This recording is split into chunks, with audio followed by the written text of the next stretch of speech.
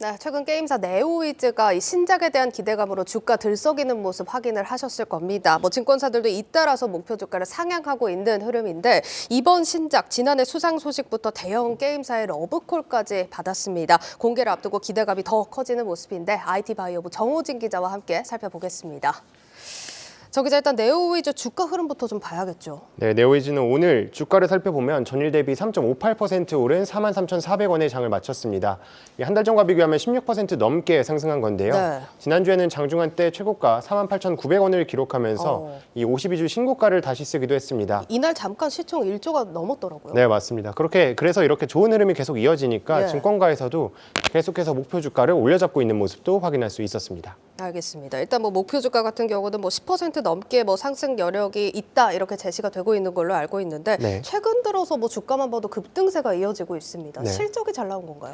사실 실적은 그렇게 좋지는 않습니다. 이게 네오위즈가 지난해 4분기 실적을 오는 14일에 발표하는데요. 예. 이 증권가에서는 네오위즈의 지난해 4분기 영업이익이 다시 적자 전환할 것으로 내다보고 있고요.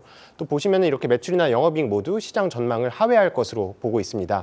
하지만 이 낮은 실적에도 불구하고 이 네오위즈의 신작인 이 피해 거짓이 있는데 이 신작에 대한 흥행 기대감 이 주가를 끌어올렸다 이런 분석이 나오고 있습니다. 네, 이 피해 거짓 신작 잠시 또 성과를 좀 소개를 해드리자면 이게 한국 게임사 최초로 게임스컴 3관왕을 차지한 게임이고 또 마이크로소프트의 엑스박스가 선정한 올해 최고의 기대작으로 꼽힌 또 작품입니다. 이게 국내뿐만 아니라 해외에서도 이렇게 기대감이 크다는 건 알겠습니다. 네.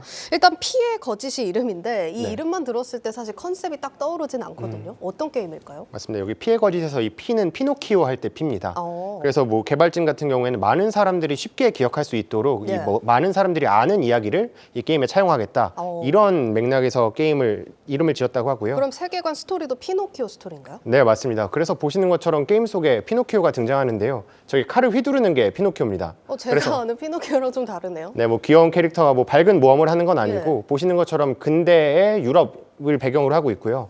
저런 어두운 분위기에서 적과 싸우면서 진행하는 것이 주요 게임의 내용이긴 합니다.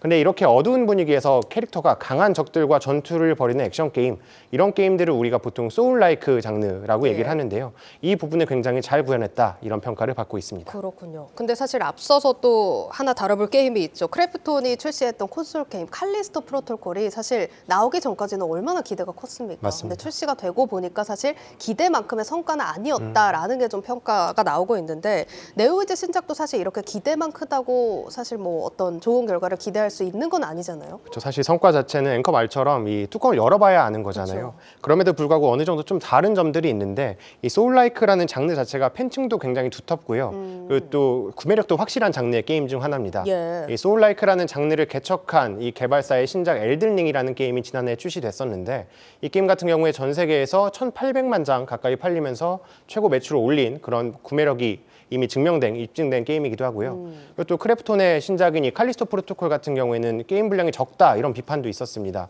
전체 콘텐츠를 즐기려면 보통 한 10시간 정도 들었다고 하는데 예. 이 피해 거짓 같은 경우에는 전체 콘텐츠를 즐기려면 이 60시간 정도의 플레이 타임을 예상하고 있다고 하니까 이 부분에서도 차이가 있는 것으로 보입니다. 그렇군요. 일단 이 소울라이크 장르가 게임이 어렵기로 유명하다 보니까 이 CEO 인터뷰 나온 걸 보니까 극악 난이도로 만들지 않겠다, 재밌게 만들겠다 또 이렇게 선언을 한 만큼 기대를 해보겠습니다.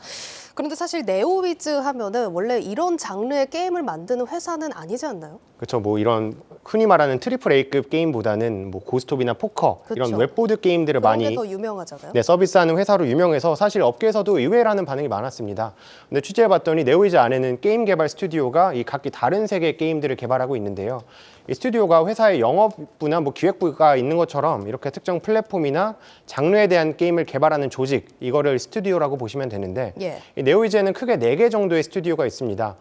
대표작들을 살펴보면은 라운드 8 같은 경우는 피해 거짓, 스노우볼은 서브컬처, 로키는 리듬, 에르메스 스튜디오는 웹보드 이런 식으로 각기의 스튜디오들이 굉장히 다른 게임들을 개발하는 모습들을 볼 수 있고요. 이 라운드 A 스튜디오 같은 경우는 피해 거짓처럼 이 PC나 콘솔 플랫폼의 액션 게임을 주로 개발하고 있고요.